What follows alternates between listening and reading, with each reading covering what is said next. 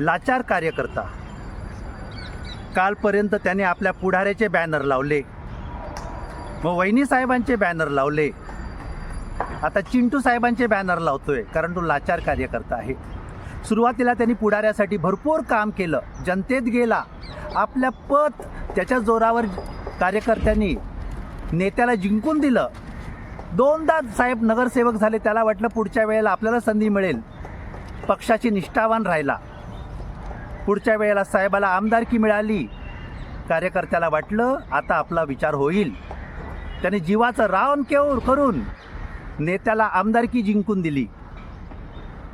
आणि नगरसेवकची निवडणूक आल्याबरोबर साहेबांनी आपल्या घरातलाच उमेदवार बाहेर काढला, बायको, जिला लिहिता येत नाही, वाचता येत नाही, बोलता येत नाही.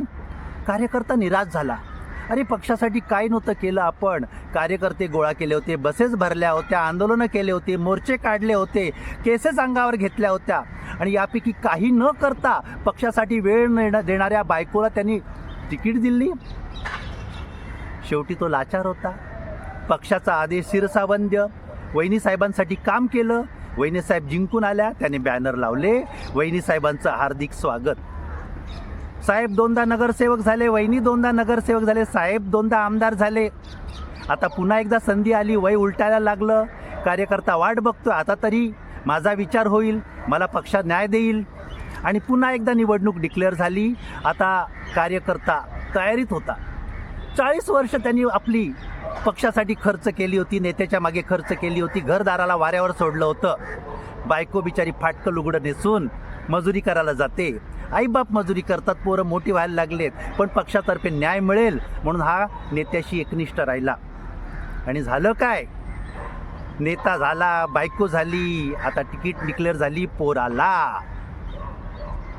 नेता आला आणि विनंती केली, अरे तू आमचा खांब आहेस, तू काम कर, आता याला जिंकवायची, हा तुझंच लेकरू आहे. कार्यकर्ता पाघळला. आणि दुसऱ्या दिवशी त्यांनी बोर्ड लावला, चिंटू साहेबांचं हार्दिक स्वागत, कारण तो लाचार कार्यकर्ता होता. असे लाचार कार्यकर्ते प्रत्येक जिल्ह्यामध्ये, प्रत्येक तालुक्यामध्ये, प्रत्येक गावामध्ये आणि प्रत्येक गल्लीमध्ये सापडतील, ज्यांनी राजकारणापायी आपल्या घरादाराची होळी केली आणि तिकीट मात्र पुढाऱ्याच्या घरातच राहिली.